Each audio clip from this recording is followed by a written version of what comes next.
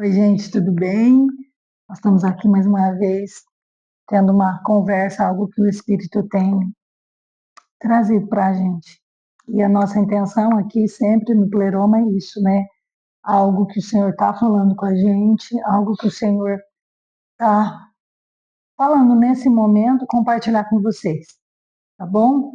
É sobre algo que eu li em Tiago 4:4, mas o Robson falou, eles leia contexto para a gente poder entrar nessa conversa que a gente tem tido. Então diz assim em Tiago 4: de onde procedem as guerras e brigas que há entre vocês? De onde, senão dos prazeres que estão em conflito dentro de vocês? Vocês cobiçam e nada têm, matam e sentem inveja, mas nada podem obter. Vivem a lutar e a fazer guerras. Nada têm porque não pedem. Pedem e não recebem, porque pedem mal, para esbanjarem em seus prazeres. Gente infiel, vocês não sabem que a amizade do mundo é inimizade contra Deus? Aquele, pois, que quiser ser amigo do mundo, se torna inimigo de Deus. Ou vocês pensam que é vão que as Escrituras diz? É com ciúme que por nós anseia o Espírito, que ele fez habitar em nós, mas ele nos dá cada vez mais graça. E por isso diz: Deus resiste aos soberbos, mas dá graça ao humilde. Portanto, sujeitem-se a Deus, mas resistam ao diabo, e ele fugirá de vocês. Cheguem perto de Deus, e ele se chegará a vocês. Limpem as mãos, pecadores, e vocês que são indecisos, purifiquem o coração. Reconheçam a sua miséria, lamentem e chorem. Que o riso de vocês se transforme em pranto e que a alegria de vocês se transforme em tristeza. Humilhem-se diante do Senhor e ele os exaltará.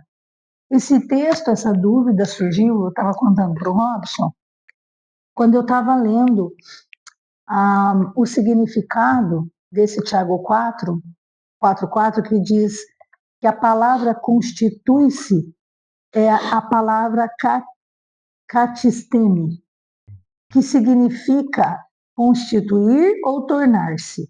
Que os cristãos que optam por tomar um caminho mundano se colocam em oposição ao caminho piedoso que Deus deseja para eles. E eu dizia assim, Robson, você acha que uma pessoa ela deseja andar com o Senhor, ela acha que está fazendo o certo, ela acha que está fazendo certo e de repente ela sai em outro lugar. Ela é como se eu perguntei para ele assim, Robson, me veio uma imagem, gente, assim, uma pessoa dirigindo, atenta, quer chegar num lugar e de repente ela ouve alguém, uma pessoa dando uma sugestão para ela no caminho, fala assim, viu, entra aqui, pega aqui. E ela sem pensar, ela entra ela vai naquela entrada e quando ela percebeu, ela não saiu no destino que ela queria, ela saiu em outro lugar. E eu falei para o Robson, você acha que é possível a gente pensar em fazer algo certo para Deus, desejar fazer algo, só que de repente, quando a gente viu, a gente está do outro lado, a gente se tornou inimigo de Deus. Ele falou, não, Elis, mas aqui o contexto está falando que se torna amigo do mundo, né? Mas é isso mesmo, eu acho que ah, é exatamente isso. Ninguém que isso aqui a gente tem que entender que Tiago está falando para aqueles que são irmãos da fé e que conhecem a Deus, né, e que amam a Deus. E quando vai acontecendo essa alteração, né, como que a pessoa vai se tornando inimigo de Deus? É se tornando amigo do mundo. São pequenas concessões que vão acontecendo dentro do coração, né? Então o engano ele vai surgindo gradativamente, né, dentro do coração e a pessoa vai fazendo concessões. E essa voz dessa sugestão de alguém poderia ser uma voz do seu coração, né? Eu estava falando isso para ele, falei, quando eu pensei nesse exemplo de dirigir, eu falei, Robson, eu percebo que às vezes na minha vida eu dei ouvidos a uma voz. E o que voz é essa? Às vezes é uma voz de um amor no coração, né? Um desejo, um anseio, às vezes que a gente nem percebia que tinha, ou uma amargura, uma raiz de amargura no seu coração. E daí quando você vê, você deu voz à amargura e não deu voz ao Espírito. Né? Tipo, o Espírito fala, ó, façam assim. Eu gosto muito de ele sempre fala uma coisa muito comigo. Ele fala assim, não se defenda. E era por causa disso que a gente tinha começado a nossa conversa. Ele falou, Elisa, olha, a sua atitude aquele dia quando você fez assim, assim, assim, você estava se defendendo. Parece que você quer se defender. E, e a gente, eu falei para ele, nossa, Rosa, mas a minha intenção não era me defender. A intenção era explicar o que eu estava pensando. A gente tem que conseguir entender que o coração do homem ele é corrupto, ele é maldoso, ele é desesperadamente corrupto, como a palavra fala, né? E enganoso é o nosso coração.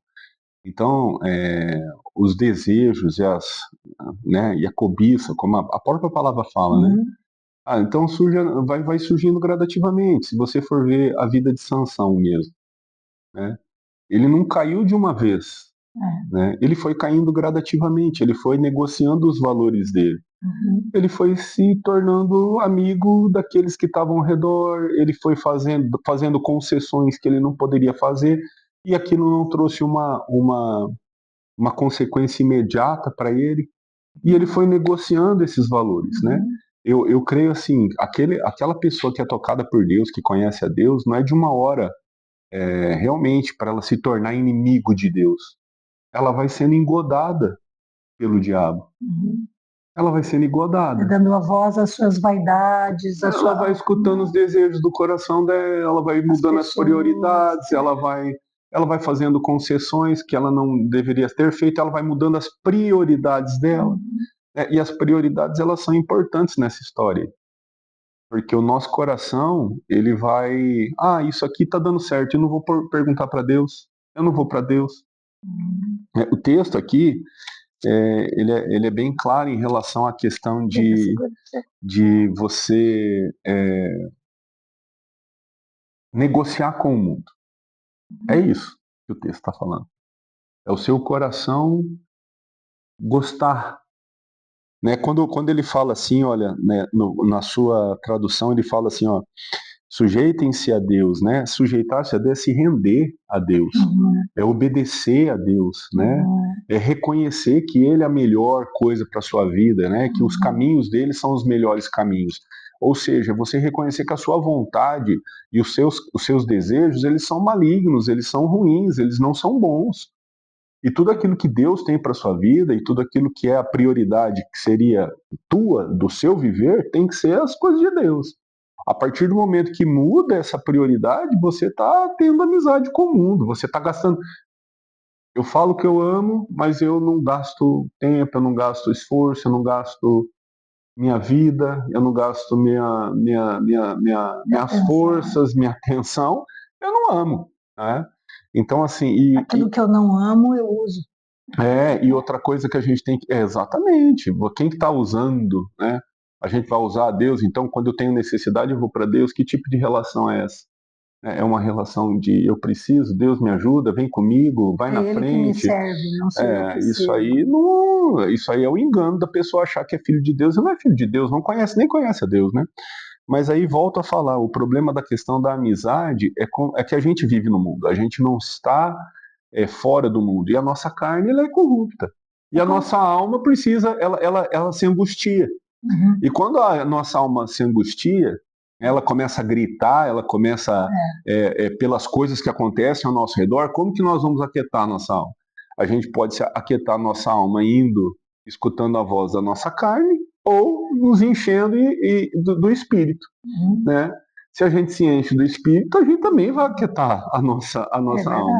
Mas, por isso que fala sujeitai-vos a Deus, e resistir ao diabo. E quando ele fala aqui, olha, vocês que têm, que são indecisos, né, purifiquem o coração, que ele está falando ali, os que são indecisos, ele fala que têm ânimo dobre, que seria o coração dividido. É um conflito dentro de nós, dentro dos prazeres do coração. É aquilo que Paulo fala. Né? E isso é a questão da humildade. É o reconhecimento que você tem que ter que as suas escolhas elas são corruptas. E que você é corrupto. E que você pode se enganar. E que você pode errar. Assim como Paulo fala. Ele fala assim, olha, o bem que eu quero eu não faço. E o mal que eu quero, esse eu faço. Né? Então, é você saber que você tende ao erro, você tende a errar. E entender isso, levando tudo isso para Deus e recebendo de Deus e entendendo e corrigindo seu caminho. Agora, esse é um exercício de humilhar mesmo. É um exercício de você de alinhar. E de se humilhar.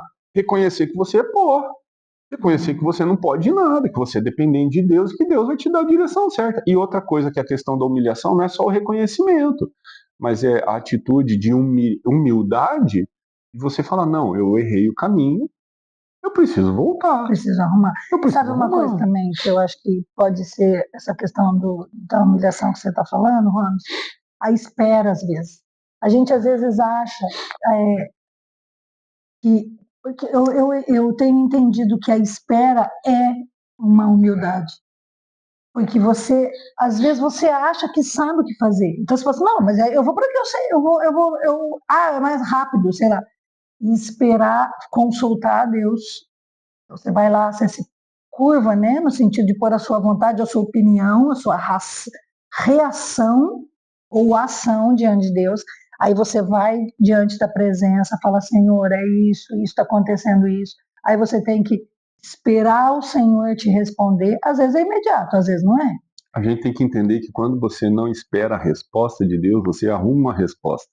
Você tenta dobrar Deus. É o que aconteceu com Abraão em relação a Ismael e Agar. É o que aconteceu com Saul quando ele não esperou Samuel, né? Então, assim, na verdade, o tempo de cada coisa é de Deus. Quando você pega e age sem agir no tempo de Deus ou segundo aquilo que Deus falou para você fazer, você está desobedecendo, não se sujeitando, portanto, e escolhendo um caminho que é um caminho de perdição, né? Do teu coração, da tua vontade, do teu coração e da ansiedade, tentando aquietar a sua alma. Do medo, às vezes, porque às vezes você, por medo, você corre, se agita, faz o que nem sabe, só reage. E a reação, às vezes não é a melhor resposta. Né? Às vezes você não agir é a melhor resposta, porque daí você entra na espera e na humildade e deixa Deus agir, Ele fazer a vontade dele. Eu acho que o mais importante na angústia, né, é você tentar aquietar a voz do seu coração e tentar buscar a voz de Deus. Antes até de você querer um caminho já para agir, é você aquietar o seu coração e tentar buscar a voz de Deus. Porque toda vez que você for escutar o seu coração, você vai tentar buscar solução. E daí é a amizade do mundo. É aquela história da amizade do mundo. Porque você vai pegar em coisas que são palpáveis, que estão diante de você. Ah, então ande por esse caminho porque assim é melhor. Ah, o meu amigo fez isso, eu vou fazer isso. E todas as pessoas fazem isso. Todas as pessoas acabam escutando. Eu não estou falando que a gente não pode tirar conselhos. Não é isso. Não, e na roda de conselheiros não é tem isso que eu estou sabedoria. falando. Não é isso que eu estou falando. Mas se você sabe um caminho que você precisa ter, você sabe que naquela circunstância que você está passando, muitas vezes angustia seu coração, é Deus tratando seu coração, é Deus mudando aquilo tirando coisas que está ali dentro, né, fazendo com que você confronte seu coração para que você pare de confiar em coisas que você tem confiado, né? Comece a confiar mais no Senhor. Aí você vai lá e age por impulsividade, tentando acalentar a sua alma. O que você vai colher com isso? Você vai colher consequências ruins e você vai se afastar daquilo que é o plano de Deus para sua vida. Perfeitamente. Gente, a gente tem que compreender que quando a palavra fala que estreito é o caminho, é porque é estreito. Existem muitas pessoas que acreditam ser filhos de Deus, mas não conhecem Deus. Existem muitas pessoas que vivem dentro das igrejas acreditando que estão cultuando a Deus, mas elas não estão cultuando a Deus, porque elas vivem cumprindo um rito, cumprindo algo ali nos seus finais de semana, acreditando que Deus está aprovando a atitude delas, mas no dia a dia elas estão distantes de Deus, no seu coração elas estão distantes de Deus. Muitas vezes ali falam assim, não, mas eu cumpri aqui, ó Deus, ó, agora você tem que me abençoar, ó Deus, hoje eu dei ali, então o Senhor vai ter que me devolver, né? E Deus, ele não é um Deus dessa forma, né? Ele é um pai que quer se relacionar com seus filhos e quer pessoas comprometidas. A salvação, o grande mistério da história é simples. A salvação realmente ela é de graça porque ela é impagável. Nós não teríamos condição de pagar esse preço. Eu não teria condição, você não teria condição, não haveria dinheiro nem condição de você conseguir restituir a sua intimidade, possibilidade de filiação novamente com Deus. Nós não teríamos essa condição. Agora, a partir do momento que nós somos salvos através do sangue de Jesus, reconhecemos isso, somos enxertados nele, adotados por Deus, né, novamente, aí nós temos que entender que vai custar tudo para a gente. Porque aquele que deu tudo, ele vai querer tudo. Né? E não adianta, porque essa é a realidade. Né? Essa é a realidade. Então, ele quer que o nosso amor seja voltado para ele, que a nossa meditação seja uma meditação voltada para ele, que o nosso esforço seja em conhecê-lo, que a gente busque aprender.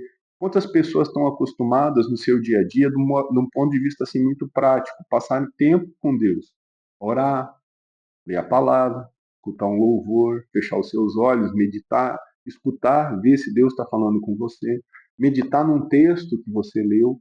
Eu estou tendo dificuldade, fala, Deus, me ajuda a entender. Conversar com pessoas que eventualmente possam saber um pouco mais sobre aquele texto para que você possa aumentar o seu conhecimento de Deus, perguntar para Deus o que vai fazer no seu dia. A gente não faz isso, a gente pede para que Deus siga a gente. E é exatamente o contrário. Então você acorda de manhã e fala assim, Deus, hoje eu tenho que fazer isso, vem comigo. Corre atrás de mim, Deus. Deus me abençoa hoje. Meu dia hoje está cheio de coisa. Deus abençoa a gente hoje. Em nome de Jesus, amém. A gente vai fazendo. Isso nós estamos falando para nós. Não, estamos falando de nós, gente. Nós estamos falando para nós. E daí tanto que aqui fala isso, Rob. Tiago 4,4, ele começa assim, gente infiel. Vocês não sabem que a amizade do mundo... Então ele já começa, a introdução assim, tipo, vocês são infiéis. Por quê? Porque vocês não... E o que é ser fiel? Né? É você acordar e ao Deus que você é fiel, você dizer, Deus, a minha agenda hoje está cheia, o Senhor viu. Mas Deus, dessa agenda, me livre do que não é para fazer. Me coloque o que é para ser feito. Né? E ali você... Se eu estou indo ali, eu tenho um motivo para estar ali. Existe essa pessoa que eu vou estar convivendo com ela no dia de hoje, às vezes pessoas específicas. Senhor, que eu possa ser um abençoador dessa vida. Senhor, me usa para que eu possa mudar essa situação, porque eu vou ter que agir hoje, por exemplo. Eu vou ter que falar, eu vou ter que conversar, eu vou ter que interagir. Esteja comigo. O que o Senhor quer que eu faça naquele lugar? Nada é por acaso. A gente tem que compreender que nada na nossa vida é por acaso. E às vezes a gente faz isso, o contrário, né, Robson? A gente diz, olha, eu vou lá e eu peço às vezes coisas para me aproveitar daquela situação, né? Que Deus me abençoe para que eu tenha sucesso naquilo, para que eu faça assim, para que eu me dê bem naquilo. Não é errado a gente desejar essas coisas, mas quando você fala de servir um Deus, de ser amigo de Deus e não inimigo de Deus, porque sabe, uma coisa que nessa meditação aqui estava me trazendo uma reflexão, que a partir do momento que eu sou amigo de Deus, então eu estou andando ao lado de Deus, nós estamos ao lado, mas quando eu faço as escolhas e eu me torno inimigo de Deus, eu pgo outro caminho, eu venho e me torno oposto a Deus. Estou resistindo a Deus. Eu estou resistindo a Deus, e tem uma coisa interessante nisso. Deus vai resistir a mim. E quem pode vencer, gente? Impossível. Quem poderá vencer? Às vezes você fala assim, não, é o diabo que está no meu caminho. Não, é o mal. Gente, e às vezes não é. Às vezes é Deus que está no teu caminho e você não vai passar, não vai atravessar, porque é Deus que está com a mãozona no teu peito dizendo, aqui você não vai passar. Voltando a respeito disso, né, quando a gente fala, mesmo em relação à Sansão, que foi o exemplo que a gente acabou conversando, né, falando que ele foi fazendo concessões, quem foram os maiores inimigos dele? Foram os filisteus? Não, ele destruiu Foi tudo. Dalila? Foi a maior inimiga dele? Ou foi o coração enganoso dele? Desejos Foi o desejo do dele. coração dele, né? Porque ele tinha força. Não, foi o coração dele que foi enganoso, que acabou deixando. Ele se tornou cego antes de ficar cego. A verdade é essa. Ele se tornou cego antes de ficar cego e foi pelas pequenas concessões que ele foi fazendo que ele não via repercussão imediata naquelas concessões, mas aquilo estava mudando diretamente o coração dele e fazendo com que ele ficasse cada vez mais amigo do mundo e flertando com o mundo. Aí até que a queda dele veio de uma vez, entendeu? Mas ele foi caindo gradativamente. Ele não viu que ele estava caindo, mas ele já estava com a rasteira tomada ali, né, por conta das concessões que ele foi fazendo, né? Então é da mesma forma que vai acontecendo conosco. Muitas vezes nós achamos que nós estamos num caminho adequado, que nós estamos andando com o Senhor, que nós estamos vivendo uma vida com o Senhor, porque nós estamos obedecendo, ou a gente está cumprindo, né, certos requisitos, né, certos ritos, né, e os ritos eles não são para que a gente só faça eles mecanicamente, mas eles são pedagógicos para nos trazer a memória e mudar o nosso coração, né, para que a gente traga a memória e aquilo se torne verdade dentro da gente, né? E aí nós vamos fazendo essas concessões, e essas concessões vão nos derrubar.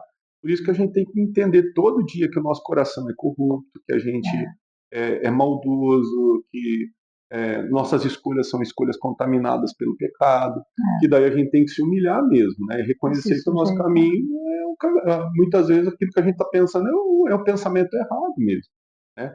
Por isso que Jesus fala assim, olha, vocês estão no mundo e no mundo vocês vão ter aflições, não tem como você sair do mundo, né? Mas tem como você se livrar do mal. E outra coisa que a Elis falou aqui, que é muito interessante, é que Deus ele não está preocupado com aquilo que a gente recebe, mas onde está o nosso coração. Se o nosso coração está nas coisas, né, é óbvio que isso aí vai ser prioridade na nossa vida em vez de ser Deus, né?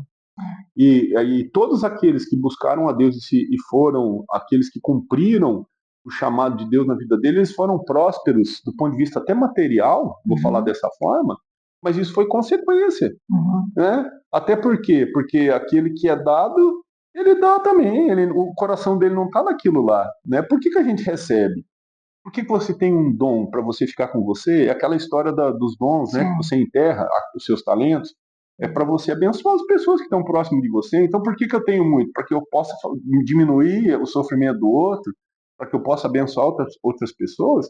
Então, se o meu coração está no lugar certo, isso não vai ser a prioridade do meu coração, o teu, cobiçar, o adquirir poder, o adquirir riqueza, né? Isso pode ser consequência, né? Porque o meu coração nunca vai estar naquele lugar, né? Você coloca ali, diante dessa circunstância, você pode ver o coração de Saul e o coração de Davi.